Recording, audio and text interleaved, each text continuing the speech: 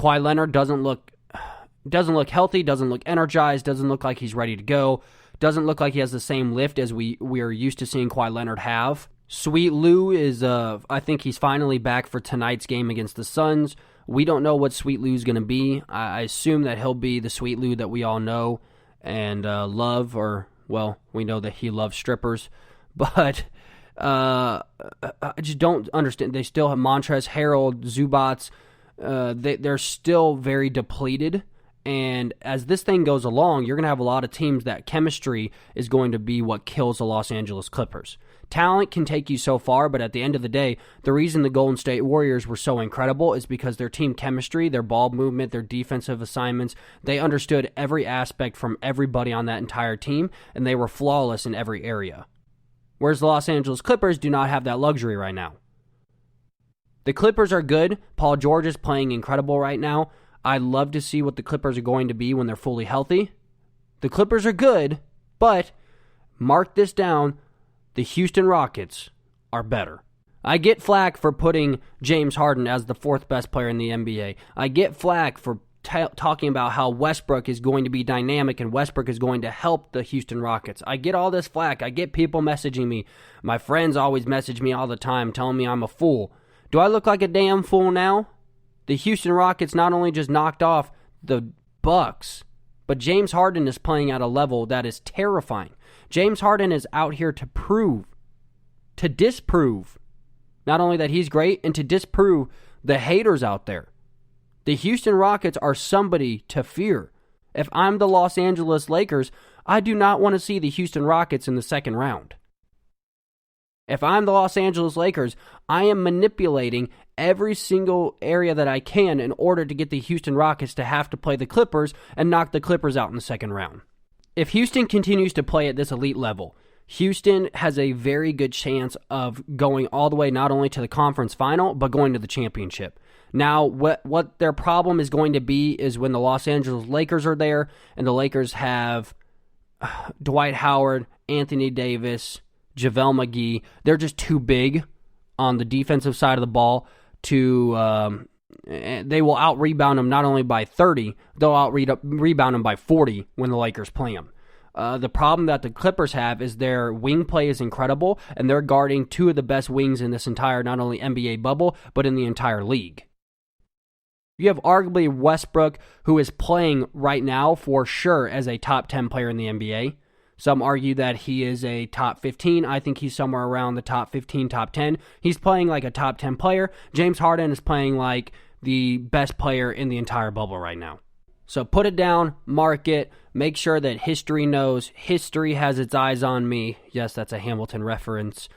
The Houston Rockets are not only something to fear, but the Houston Rockets might be the very team that knocks the Los Angeles Clippers completely not only out of this bubble, but out of this world, sends Kawhi packing back home to his New Balance office so he can wear his old man shoes and rest 65 games next year.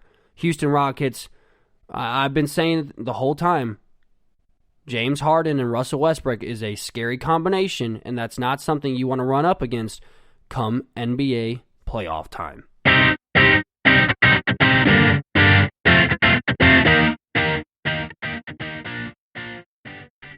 All right, enough of the NBA. Let's go ahead and move on to a little bit of the MLB. I did a poll on my Instagram this week about how many thought that the MLB was going to shut down because of COVID. It looks like my assumption that the MLB might not finish the season is coming very true. I do want to point out really quick, though, I have been watching it. It has been enjoyable. Aaron Judge is the best slugger in baseball. Yes, that's right. I said slugger, never said the best player. That will be a later discussion for another time if you want to discuss the best MLB player right now. But Aaron Judge has a game of 5 straight home runs. He's a freak of nature, standing at a whopping 6'4". He's incredible. Not only can he knock the ball out of the park, but he's got a massive frame and a massive arm to go along with it. Aaron Judge, congratulations on that streak. It might stay at games like 6 and 7 because the MLB might not be able to even finish its season. And I talked to somebody that is very close to the MLB. I can't say bubble because they're not really quarantining, and he said the exact same thing that I've been saying all week. The MLB have no real way of policing what players are doing outside of the games. The MLB now has another team that has over 11 or 9 cases between the two teams. Now they're shutting down those games. The MLB needs to either make a decision. We are either going to move every single player to our on-field facilities and make sure that they're quarantining and make sure that they're staying by the rules, just like the NBA is doing, or the MLB needs to shut down. Because there's nothing worse, I think, for your brand than, hey, we have an incredible Yankees versus, whatever game. The Yankees versus Red Sox. Oh, wait, the Red Sox have 11 confirmed cases of corona. We now don't get that game.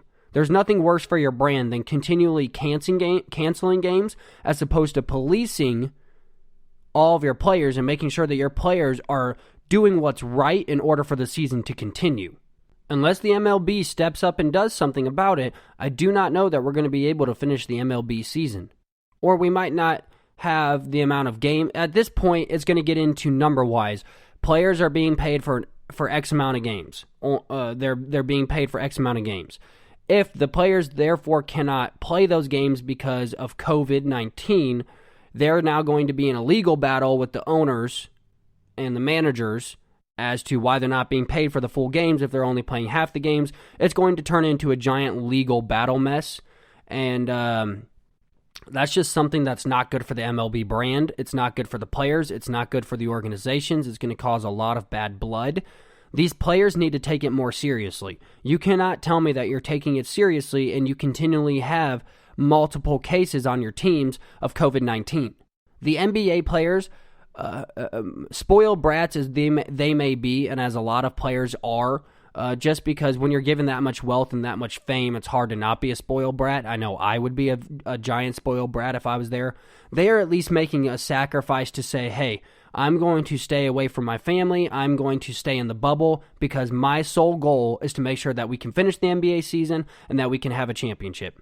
Hashtag Sweet Lou is the only one that doesn't do that. He likes chicken wings and breasts and thighs more than he likes the NBA bubble. But I've said it once, I'll say it again. The MLB has to do something about this.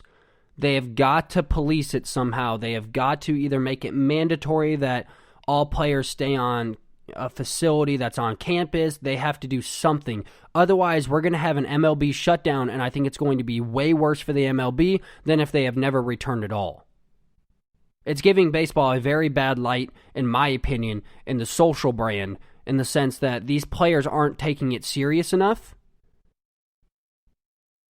Because if they were, there wouldn't be this many cases of COVID-19.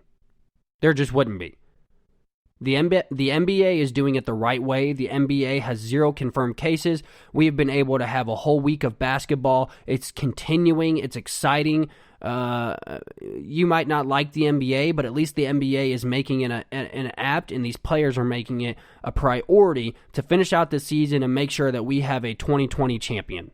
The MLB needs to shape up, because otherwise they're going to be shut down real quick. Let's go ahead and move on to our last few subjects of the day. First and foremost, the NHL is back. I promise, guys, I am watching all this. I am trying to stay up to date. There's only so much I can post and talk about per episode. The NHL, you will definitely have an episode coming up of details of how I think that's going and what's going on with the NHL.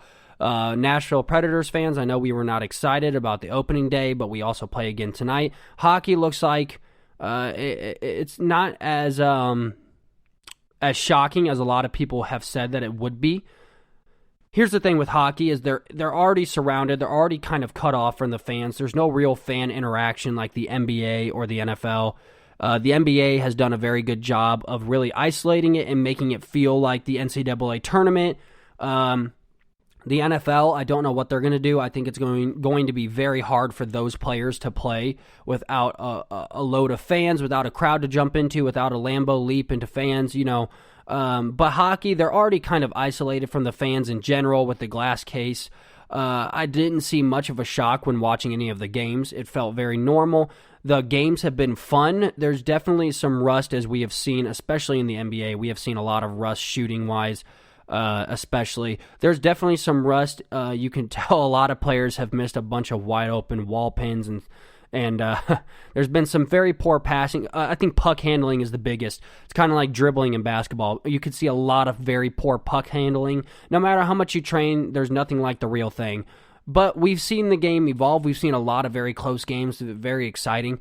And the NHL, excuse me. Sorry, I talk so much about the NBA and NFL that it's just always on my mind. But the NHL is jumping right into qualifiers and right into the playoffs. So it's very hard for NHL, for hockey players to really jump in and get into a groove right off the bat. So I think it's even harder this year to win a championship as the NHL and win the Stanley Cup, as these players really have to have that sense of rhythm, especially in the NHL. So this is going to be the hardest NHL championship probably ever won, strictly on the sense that they're jumping right into the playoffs. These games are important from the beginning. Now in the NHL, these games are important from the beginning, but we really get 15, 20 games in before we really have to start shaping up. They're right into it, right into the thick of it from the beginning. The NHL has been exciting. It's been fun. I will continue to stay up to date on all that. Make sure you check out all my social media. I continually post every single day, every hour. And my last story of the day is a little bit lighthearted. I just found it extremely funny. And J. Cole has decided that he wants to be an NBA player. He's looking for a team to give him a shot. Now, I don't know if this is for real. I don't know if J. Cole's just messing around because he was shooting in a gym, shooting very efficiently, I might add. But the Detroit Pistons came out and tweeted at J. Cole and said, hey, we'll give you your shot, blah, blah, blah, blah, blah. If you don't think I want to see this, you are out of your mind. I hope J. Cole not only tries out, but I hope J. Cole gets to play. I hope J. Cole gets dunked on in the first 5 minutes of a game and realizes, yep, this isn't for me. I can't get to this level. J. Cole, you are a wordsmith, but you are not a court master. All right? I'm sorry. I don't know how many guys I've run into at the YMCA that all say they could go pro until you show up at the pro camp and realize that everybody's 7'12" and everybody can dunk on you and everybody's faster, stronger, better ball handler, more consistent shooters. You have to be able to shoot with a guy who's 6'11" flying at you trying to close out. It's never going to happen, J. Cole. I wish you the best of luck. It's a funny story. It's fun, especially during quarantine, to talk about these professional rappers going into the NBA and really trying it out for real. I hope you do. I wish you the best of luck. I can't wait to see you get demolished by every person in the NBA, from Alex Caruso all the way up to LeBron Jameses of the world, to the Kawhi Leonards. It will be a living crap show. It will be incredible. I hope you come out with a full album discussing how terrible you were in the NBA and how you will get destroyed by every actual professional athlete. To me, if I'm a professional athlete, I don't find it funny or cute when these rappers or these different artists or these actors all say, hey, I could go play in the NBA. It's no big deal. What these NBA players do is on a level that no one else can do it. That's why J. Cole will never succeed in the NBA, but it will be incredible to see J. Cole in the NBA. It will be incredible to see him even go to a Detroit Pistons practice and watch Blake Griffin two-hand tomahawk over him. J. Cole, I wish you the best. Continue to put out your incredible music. Please stay away from the court. Stick to pickup. You can be the guy who drops 48 at the YMCA, but you're never going to be the guy that drops 4 to 8 points in the NBA.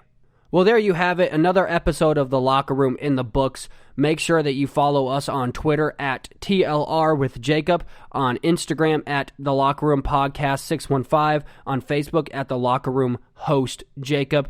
Like, follow, subscribe, share with your friends. Let us know how we're doing. Hit me up in the DMs. Shoot me an email. Let me know what you want to hear next on the show. I appreciate it, guys. Thank you all so much for listening. Another NBA Bubble episode drops this week. Once again, I'm Jacob Courtright, and this is The Locker Room.